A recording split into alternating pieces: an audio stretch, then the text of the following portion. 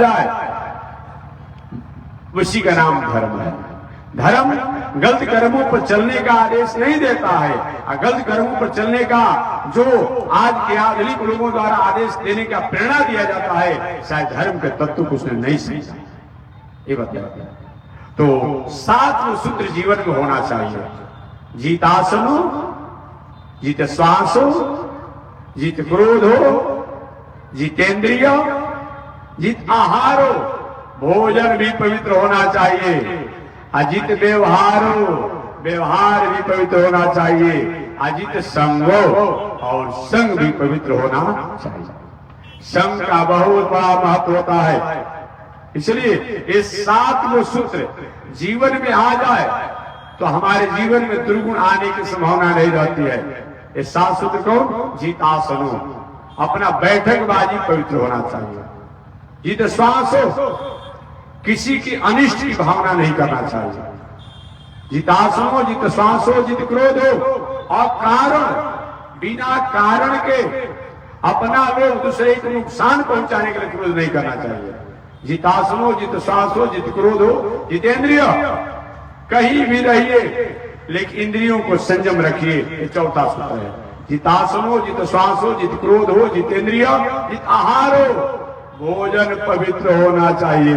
ये बहुत बड़ा महत्व है, भोजन का बहुत बड़ा महत्व है। व्यवहार भी पवित्र होना चाहिए, और संग भी पवित्र होना चाहिए। ये 7 सूत्र अगर जीवन में आ जाए तो जीवन प्रशस्त मार्गों पर अपने आप में निश्चित रूप में मंगल को प्राप्त करता है। ये बताया गया। ये 7 सूत्र कैसे आएंगे? इसके लिए गुरुजनों का संगत करना पड़ता है, गुरुओं का संगत करना पड़ता है, गुरुओं का सहवास करना पड़ता है, गुरुओं की प्रेरणा को अपने जीवन के आचरण में उतारना पड़ता है। अब वह गुरु कौन है? संत महात्मा मानकर आदर सम्मान सबका कीजिए, आदर सबका कीजिए। समर्पण तो जो समर्पण का अधिकारी हो उसी को समर्पण कीजिए। जैसे एक व्यक्ति ने हमसे कुछ दिन पहले पूछा था, अब पूछते रहते हैं लोग कि महात्मा जी, शंकर जी, दुर्गा जी, काली जी, हनुमान जी, सूर्यदेव, राम, कृष्ण, किसके प्रति हमारी स्थिति होनी चाहिए? मैंने कहा कि आप किसके प्रति चाहते हैं? कि महाराज जी, मैं हनुमान जी को नहीं छोड़ना चाहता हूँ, काली को नहीं छोड़ना चाहता हूँ, शंकर जी को नहीं छोड़ना चाहता हूँ, सूर्यदेव को नहीं छोड़ना चाहता हूँ, गणेश बाबा को छोड़ना नहीं चाहता हूँ, आराम को छोड़ने की कोई बातें नहीं है। तो हमने कहा कि ऐसे करते करते तो आप, ये हमारे सनातन धर्म में 33 करोड़ 33 लाख 33 हजार 333 देवता है। इस पर भी एक नास्तिकों का अपने आप पर टिप्पणी आया था कुछ दिन पहले, विधर्मियों का एक नास्तिक दर्शन का एक टिप्पणी आया था कि सनातन धर्म में तो अपने आप इतने देवी देवता है, मत पूछो अपने आप में, एक देवी देवता पर की निष्ठा नहीं हो पाती है। नहीं नहीं, ये भ्रम उसकी है, इस किसी को परिभाषित करने में उलझा रहा है। यही तो सनातन धर्म की अपने आप मूल है। तुम्हारे जैसा नहीं कि वो किताब अपने आप लिख दिया गया, उसमें काखी में दबाए रह तो अमुक में लिखा हुआ है, अमुक में लिखा हुआ है। नहीं नहीं, ऐसा नहीं होता है। ये हमारी सनातन परंपरा जो है, क्यों इतने देवता है भाई, क्यों इतनी देवियां हैं, क्यों ऐसे हैं? इसीलिए कि प्राचीन है, तो जितना प्राचीन होगा उतना ही तो इसकी परंपरा भी होगी ना। तो समझिए, ये हमारा सनातन परंपरा कब से है? 50,000 करोड़ वर्ष पहले की। अब इतना बड़ा पुराना ये सनातन धर्म है, वैदिक परंपरा है, तो 33 कोटि देवता कौन अधिक हो गए भाई? किसी काल में, किसी समय में अपने आप में लाखों देवता ने काम किया, करोड़ देवता ने अपने आप समाज का किया। आज पूरे विश्व को चलाने के लिए, आज पूरे विश्व को चलाने के लिए अगर एक वार्ड से लेकर के, एक मेंबर से लेकर के एक पीएम सीएम तक, राष्ट्राध्यक्ष तक की बात किया जाता है, तो एक देश में अपने आप में कई लाख आदमी हो जाते हैं समाज को चलाने के लिए, सेवा करने के लिए। आप पूरे राष्ट्र को चलाने के लिए कितने हो जाएंगे? एक समय 100 वर्ष की प्रणाली में, तो उस समय अपने आप समझा जा, पूरे दुनिया को चलाने के लिए, 14 लोगों को चलाने के लिए और 3 लोगों को, भुवनों को चलाने के लिए अगर 33 कोटि देवता होते हैं तो कौन बहुत बड़ा हो गया जी? कौन बड़ा हो गया? इसलिए ये तो नितंबरा बुद्धि की बात है, ये तो प्रज्ञ बुद्धि की बात है, ये तो विज्ञ बुद्धि की बात है भाई। लेकिन लोग दूसरे तरीका समझा देता है कि लो हम लोग एक देवता है, इसीलिए तुम्हारा एक देवता है कि तुम्हारा आयु कितना होगा? कोई 500 वर्ष का, कोई 250 वर्ष का, कोई 1400 वर्ष का, कोई 1500 वर्ष का, कोई 2000 वर्ष का, कोई 2500 वर्ष का, अधिक से अधिक कोई अपने आप में कोई यहूदी इत्यादि 3000 वर्ष के भीतर का।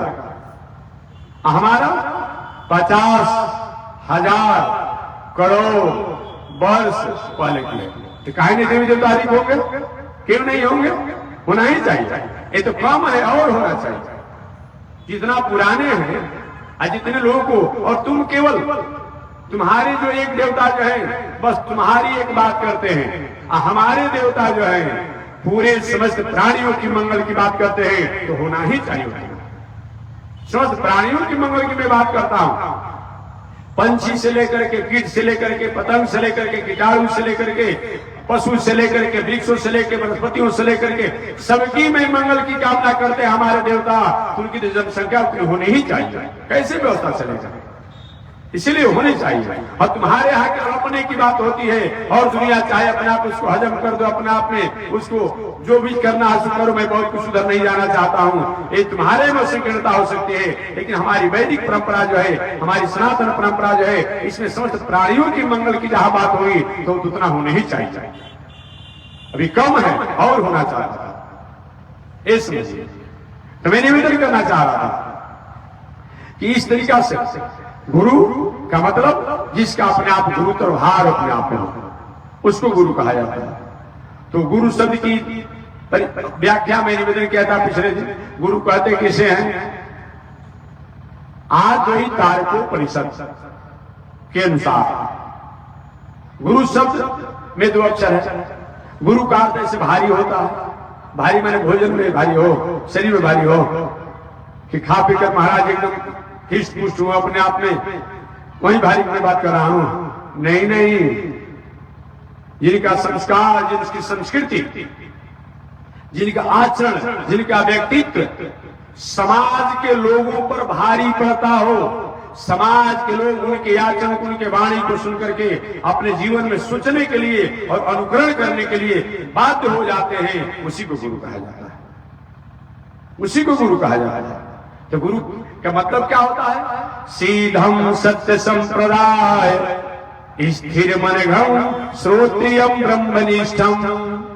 सीधम, सबसे पहले तो गुरु सिद्ध होना चाहिए कि जिसके जीवन में सत्य और सन्मार्ग के अलावा दुनिया में कोई चीज है ही नहीं। सब परमात्मा से जोड़ करके, संबंध रख करके ही वो हर कार्यक्रमों को करता है, वह सिद्ध है। सीधम सत्य संप्रदाय, और जिसका संप्रदाय भी सत्य हो। ये नहीं कहता है कि मूर्ति मत मानो, फोटो मत मानो, पत्थर क्या देता है, लकड़ी क्या देता है, कागज से क्या मिलने वाला है। और जब कागज से, लकड़ी से, पत्थर से नहीं मिले तो तुमसे क्या मिलने वाला है? तुम्हारा क्यों पूजा करेंगे हम? अपने पुजारी की बात करता है कि हमको मानो, कहता है कि हम मूर्ति को नहीं मानते। अरे क्या करते हो भाई? मूर्ति तो तुमसे अच्छा ना है अपने आप में।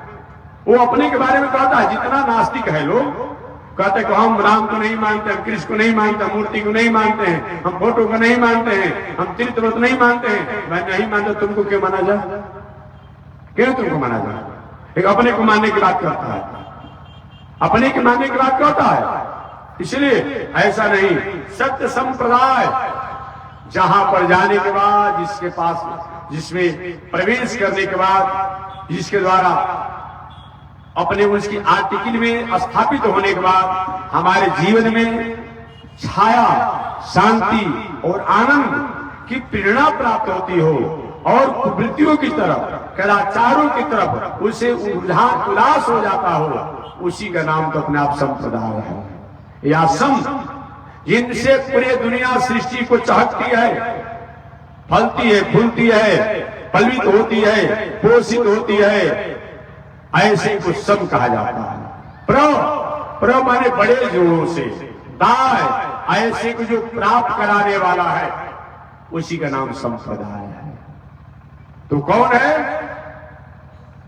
नित्यो नित्यानाम चेतना चेतनानाम एको बहुनाम, वही है नित्यो नित्यानाम। ये दुनिया में जो भी नित्य वस्तु है, उन नित्य वस्तुओं के भी जो नित्य है, उनकी सत्ता रहती है, तभी नित्य वस्तुओं का कोई महत्व है। वो अपने नित्यता को हटा लेते हैं, तो नित्य वस्तुओं का कोई मतलब नहीं होता है। होता है कि फूक दीजिए, फेंक दीजिएगा। नित्यो नित्या चेतना चेतना, जो एक होकर के भी चेतन, जिनकी चेतनता के कारण ही ये दुनिया में हम चेतन हैं, और जो अपनी चैतन्य को हटा लेता है, ये दुनिया में हमारा आपका कोई अस्तित्व नहीं रह जाता है। एको बहुनाम, जो एक होकर के अनंत हो जाते हैं। कभी नास्तिक लोग पूछते थे, भला ऐसा होता है? ये कितना भ्रमित करने की बात करता है लोग कि परमात्मा एक होकर के अनंत हो जाते हैं। अब नहीं पूछेंगे आप, पहलू अपने आप संशय करता था कि भला ऐसा होता है?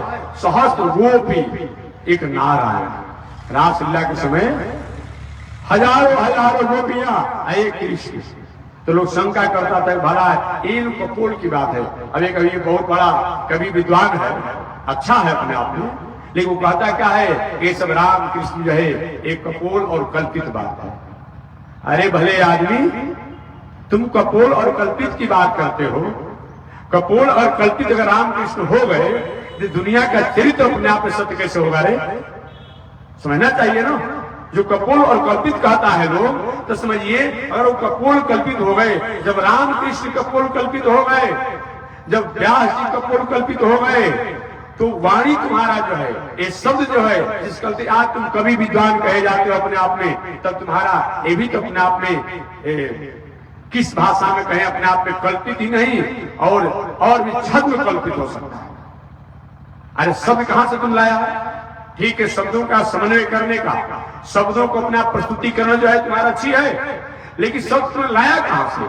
क से लेकर के म पर्यंत शब्द तुमने तो बनाया नहीं, अ से अंतिम अक्षर तो तुमने बनाया नहीं, तो कैसे बना? शब्द का तुमने तो सम्मिश्रण किया है, शब्द तो तुमने बनाया नहीं। अगर तुम कल्पित बात कह दोगे, तो फिर अपने आप शब्द कहां से आया? वाक्य कहां से आया? बताओ कहां से आया? एक चीजों को असत्य करने पर हजारों हजारों लाखों चीज असत्य हो जाएंगे।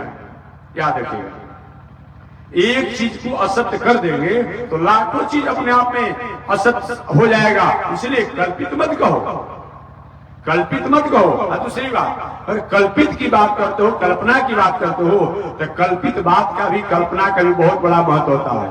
कभी आप लोग हाई स्कूल पढ़े होंगे, प्राइमरी स्कूल में भी, मिडिल स्कूल में भी हम लोग पढ़े होंगे। उसमें कल्पित न रहता है, एक फोटो पेंटिंग द्वारा, ड्राइंग द्वारा, कंप्यूटर से एक अपने आप में व्यक्ति का पूरा कंकाल शरीर को फोटो बनाया रहता है। इसमें ए इंद्रिया है, ए इंद्रिया है, ए इंद्रिया है, यहाँ पर यहाँ है, वो कल्पित न है, किसी कंप्यूटर द्वारा बनाया गया ना। एक उस कल्पित द्वारा पढ़ा करके बालकों को अच्छी अच्छी मेडिकल साइंस तक पहुंचा दिया जाता है ना। अब उसी कल्पित द्वारा तो अच्छा मेडिकल द्वारा वास्तव में एक जो सत्य है उस शरीर को भी अपने आप में सर्जरी का काम करता है। तो नहीं भी तुम मानते हो ईश्वर की सत्ता को, लेकिन जिस कल्पित के द्वारा उन अपने आप में जो हैं, जिनके द्वारा प्रकृति की स्थापना होती है, प्रकृति को संचालित करते हैं, उनको जानने का ज्ञान हो ही जाए, तो कौन आपत्ति की बात है? कौन आपत्ति की बात है? साधारण कल्पित, ये सरकारी प्रक्रिया द्वारा, कंप्यूटर द्वारा खाता खिसरा बना करके अपने आप में जो होता है सब नक्शा बना करके, नक्शा भी तो कल्पित न है। ये अमुक का जमीन है, अमुक का जमीन बताइए ना। और 1 फीट के कागज पर पूरे गांव का जमीन होना चाहिए, एगो ईंटो जोड़ाएगा जी? बताइए ना उसे। उन महान भाव से मैं पूछना चाहता हूं जो ऐसा बात करता है, कहता है कल्पित है, तो कल्पित ठीक है, तुम नहीं मानते हो राम कृष्ण को, फिर भी जिस कल्पित द्वारा हमें अपने आप में सत्य और सत्य तत्वों का अपने आप में कहीं पर ज्ञान हो जाए, वो बड़ा कल्पित रह गया। मैंने तुम्हें बताना चाहता हूं, जिस नक्शा एक वो छोटा सा नक्शा 1 फीट लंबा और 1 फीट चौड़ा द्वारा पूरे गांव का अपने आप सारा खेत से लेकर घर से लेकर दलाल से लेकर के मकान रहता है, वो कहाँ बना है जी? कंप्यूटर में बना है, स्याही से बना है, कागज से बना है। तो कागज स्याही कंप्यूटर से बना हुआ कल्पित द्वारा आपके जो जमीन का मुख्य हकदारी आप बन सकते हैं, वहां पुस्तक के द्वारा नक्शा द्वारा सरकार भी मान लेगी और आप भी मानकर संतुष्ट हो जाते हैं। और उस कल्पित द्वारा जो रामकृष्ण इत्यादि कहते हो उनके द्वारा हम तत्व तक उन शांति आनंद की हम प्राप्ति करते हैं। कैसा कल्पित? इसलिए समझना चाहिए वेदार्थो निश्चितव्य स्मृति इतिहास पुराणे। वेदार्थों वेद के अर्थों को निश्चितव्य निश्चय किया जाता है स्मृति द्वारा, इतिहास द्वारा और पुराण द्वारा। इसलिए ये जान करके भी खंडन करने की कोई मतलब ही नहीं होता है, कोई मतलब नहीं होता है अपने आप में। उसी प्रकार से मैं मूर्ति के बारे में कहता हूं, मूर्ति से कुछ नहीं भी मिलता है। अपनी पूजा करने से क्या आपत्ति है? कोई आपत्ति नहीं है। अगर पत्थर की, पसाड़ की, लकड़ी की, लोहा की, अपना कागज की, मिट्टी की किसी मूर्ति को हम पूजा कर ही देते हैं तो क्या हमको बिगड़ जा रहा है? कुछ नहीं बिगड़ने वाला अपने आप में, ये जानिएगा। दूसरी बात, हमेशा उन नास्तिकों से अभी पूछे कभी आपको ऐसा प्रश्न आए तो केवल यही पर नियम लागू होगा। वो नास्तिक अपने अपने नेता का मूर्ति चौराहे पर बैठाता है ना, तो पूछना चाहिए वो भाई क्यों बैठाते हो? वो भी तो पत्थरे है। यहाँ तुम कहते हो कि मंदिर का मूर्ति पत्थर है, वो भी तो पत्थर है। साहब भले पत्थर है, लेकिन आज से 50 वर्ष पहले इस समाज के लिए बहुत बड़ा काम किए थे। समाज का अपने आप में बस वही बात जान लो ना, जिनको हम लोग आज पत्थर के रूप में, मूर्ति के रूप देखते हैं, इनके द्वारा भी जगत के लिए, समाज के लिए, प्राणियों के लिए बहुत बड़ा उपकार किया गया है। उस उपकार को याद करके हम एक मंदिर में मूर्ति बैठा ही दिया, कौन आपत्ति हो गया? कौन आपत्ति हो गया? इसलिए दोनों तरीका से अगर तुम नहीं भी मानते हो और तभी उनको कर दिया जाए तभी कोई आपत्ति नहीं है। मैं हमेशा कहता हूं, कौन ऐसा व्यक्ति है जो मूर्ति को नहीं मानता है? अगर ऐसा कहता है तो शायद वो अपने को पागलपन सिद्ध करता है। कौन ऐसा व्यक्ति है? कोई कागज का ही अपने आप बनाकर अपने उत्सव पर और शोभा यात्रा निकालता है, जुलूस निकालता है। कोई अर्ध चंद्रमा को ही मानता है, कोई दूज के चंद्रमा को ही मानता है, वो मूर्ति नहीं है। वहां तुम क्यों बनाते हो? कोई तारा कहीं चीर बना देता है, वो मूर्ति नहीं है। पेंटे से तुमने बनाया तो कोई अक्षर को ही मूर्ति बना देता है, वो मूर्ति नहीं है। बताओ ना अपने आप में। इसीलिए कोई भी अलग नहीं है। कोई प्लस का चिन्ह बना देता है, वो मूर्ति नहीं है। कोई भी अलग इससे नहीं है। भले लोगों को सब नहीं जानते, लोगों को भ्रमित कर देता है, कोई भी मूर्ति से अलग नहीं है। याद रखिएगा अपने आप में। इसलिए मैं निवेदन करना चाहता हूं कि शास्त्रों में गुरु का मतलब क्या होता है? जिनके द्वारा, जिनके शब्दों द्वारा, वाक्यों द्वारा समाज के लोग कहीं भ्रमित होने की बात आती हो, वो भ्रमित होने की स्थिति वहीं पर रुक जाए, वही गुरु होता है। तो संप्रदाय जिन तत्वों के द्वारा, जिन तत्वों को जानने के बाद, जहां प्रवेश करने के बाद, जिनमें अपने आप में रुझान होने के बाद, जिनमें स्थापित होने के बाद हम अपने स्वरूप के बारे में, प्रकृति के स्वरूप के बारे में, प्रकृति पुरुष के स्वरूप के बारे में हम जानने में सक्षम होते हैं, और जहां जाना जाता हो उसी का नाम संप्रदाय है। इससे अलग हो तो संप्रदाय नहीं हो सकता है, वो धर्म नहीं हो सकता है, एक विचारक हो सकता है, अपने आप में एक पंथ हो सकता है। तो सीधम सत्य संप्रदाय, स्थिर मनगम गुरु का लक्षण है। मन भी स्थिर होना चाहिए। इना के थोड़ा सा लाभ लो लेकर के रोज तिलक का कंठी माला बदलते रहिए अपने आप में, ये भी नहीं होना चाहिए। सीधम सत्य संप्रदाय, स्थिर मनगम, श्रोत्रियम, वेद को पढ़ने वाला, जानने वाला, मानने वाला और जीवन में उतारने वाला होना चाहिए। एक बार एक महात्मा जी कि यहाँ एक भक्त गए, बाबा हमारा लड़का जो है गुड़ खाता है, आशीर्वाद दे दीजिए कि गुड़ कम से कम जो अधिक खाने का अभ्यास है छूट जाए। महात्मा सोचा जब बात है भाई, बड़ा आशीर्वाद देने से गुड़ छूटने वाला है, लेकिन वो ऐसी उनकी भावना कि ठीक है, अच्छा मैं सुन लिया। कुछ दिनों के बाद पुनः भक्त जी आए, बाबा मैंने कहा था कि मेरा बेटा गुड़ खाता है तो आशीर्वाद दे दीजिए, फिर भी लौटा दिया। ऐसे बरसों बीत गए। बरसों बीतने के बाद पुनः आए कि बाबा आशीर्वाद दे दीजिए, कि आशीर्वाद देने की बात नहीं है, मैंने सुन लिया और तुम्हारा मंगल होगा। तो जब महाराज इतना ही बात कहना था, 1 वर्ष बाद क्यों कह रहे हैं? तो इसीलिए कि मैं भी पहले गुड़ खाता था, तो मैंने सोचा कि पहले गुड़ खाना छोड़ दे और तब आशीर्वाद देंगे तो काम करेगा, तब काम करेगा अपने आप में। इसलिए केवल वेद को सुनने से नहीं होगा, पढ़ने से नहीं होगा, अपने जीवन की आचरण में उतारने से होगा। प्रातः काल उठ के रघुनाथा, मात पिता गुरु ना वही माता। एक खाली पढ़ हो जाएगा, प्रैक्टिकल भी कीजिए ना, जो आदरणीय वंदनीय लोगों के प्रति हमारी भावना हो तब न होगा जी। इसलिए केवल पढ़ना नहीं, पढ़ने को तो रावण भी पढ़ा लिखा था जी, प्रैक्टिकल नहीं था। पूछा गया रावण से कि बताइए ब्रह्मा जी को शंकर जी को क्या मानते हैं? तो रावण ने क्या मानते हैं? ब्रह्मा बाबा बूढ़े, उनकी बुद्धि खराब हो गई है, अब भूत बाल शंकर जी को तो मैं चाहता हूं जैसा गौरैया चिरई होती है ना, पंछी, जैसे हाथ उठा करके उछालते रहिए, उछालते रहिए, अपने आप को कोई भार नहीं पड़ता है। तो शंकर जी कैलाश उनकी पार्वती को तो इसी तरह से उठा लेता है, और उठा भी लिया था एक बार अपने आप में, रामायण के अनुसार अपने आप में, वही तो मानता है। तो जो उपद्रवकारी होते हैं, कहीं धर्म इत्यादि कुछ करते भी हैं, तो उनकी उसमें स्थिति नहीं रहती है, ये बताया गया। इसलिए सीधम सत्य संप्रदाय स्थिर मनगम श्रोत्रियम, श्रोत्रिय वेद पढ़ा हो, वेद को मानने वाला हो, वेद के आचरण पर जीवन जीने वाला श्रोत्रियम। ब्रह्मनिष्ठम, ब्रह्म माने परमात्मा होता है, ब्रह्म ने ब्राह्मण होता है, ब्रह्म ने वेद होता है, ब्रह्म ने सत्य होता है, इसके प्रति निष्ठा स्थान। श्रोत्रियम ब्रह्मनिष्ठ। सत्यवाचम, सत्य में जीवन जीने वाला गुरु होना चाहिए। समय नियतया, अपनी दिनचर्या का उनका समय नियत होना चाहिए। संसार की दिनचर्या में रहे, एक अपनी दिनचर्या के विषय उसका होना चाहिए समय नियत। साधु वृत्तिया, और सहज और साधु वृत्ति, सादगी वृत्ति में रहे, बहुत तुरंत फलक नहीं अपने आप में। हाँ, साधु वृत्ति में रहना चाहिए। वस्त्र एक समान शरीर ढकने के लिए भोजन भी चाहिए, शयन भी चाहिए, दवा भी चाहिए, चलने के लिए कोई साधन भी चाहिए, लेकिन एक सहज अपने आप में साधु वृत्तिया। मिल गया तो ठीक है, नहीं मिला तो कोई बात नहीं, उसके प्रति उदासीन नहीं है। साधु वृत्तिया समेतम दम्भाजित गण विषय, दम्भ नहीं होना चाहिए, इंद्रियों को जीतने वाला होना चाहिए। दम्भाजित गण विषय दीर्घ बंधुम दयालु, और अधिक से अधिक प्रेमी जन जीत हो। विरोधी भी होंगे, शत्रु भी होंगे, हम और आप होते हैं जी। यही दुनिया के लोगों ने जब राम कृष्ण को नहीं छोड़ा तो हम और आपको छोड़ेगा लोग? नहीं नहीं नहीं, ऐसा मत विचार कीजिएगा, सभी आपके प्रेमी हो जाएगा।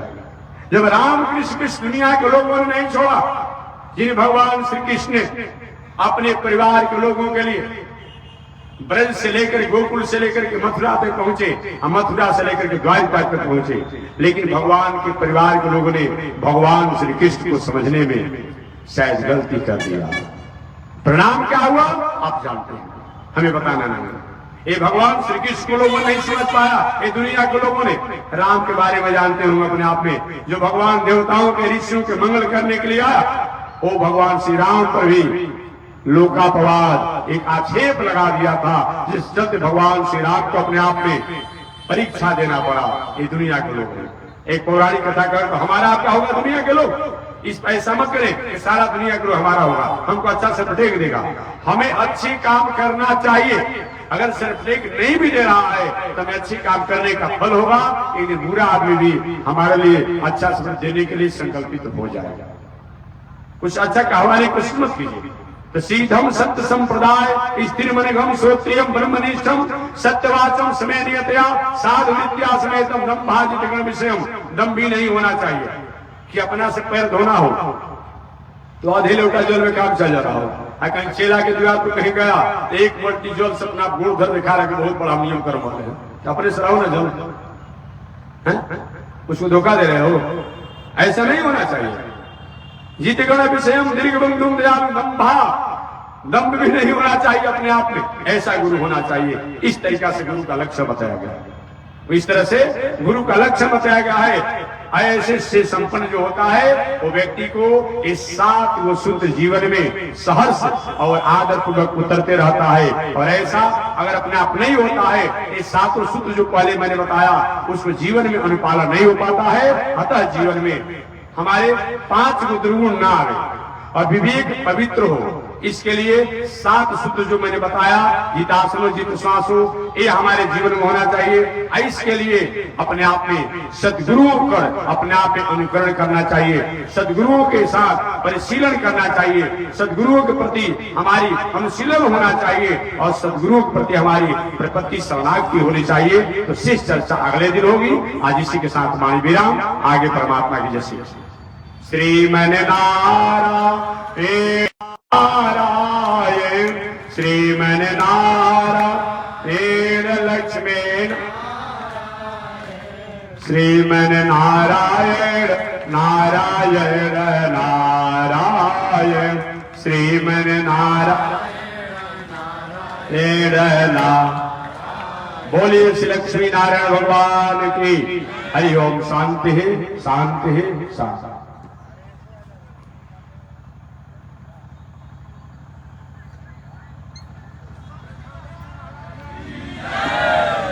ओम चंद्रमा मनसो जात चक्षो सूरजो जायत श्रोत्रात् वायुष प्राण सुखाद निरजायत श्रीशते लक्ष्मी सपत्न्या बहुरात्रे पार्श्वे नक्षत्राणि रूपमस्मिन् व्यातम् ईश्वरिघारामो मयि घार सर्वलोकं मयि घार कासायं यज्ञसूत्रं शुचिवपुषि तथा शोर्ध्वपुण्ड्रं च भाले यस्यास्ते दक्षस्ते कलिकुमति गिरीन्द्रेन्द्र वज्रं त्रिदण्डं संसाराग्नि प्रशान्त्यै मृतजलममलं दारुपात्रं पवित्रं श्रीविश्वक्सेन सूरे पदकमलयुगं श्रेयस संश्रयामि अमर्याद शूद्रस् शलमतिरसोया प्रसवो कृतघ्नो दूरमाने स्मर परवसो वंचन पर निशंसः पापेश कथमामितो दुःखजलधे रपारादूत्रेण तव परिचरेयं शरणयो।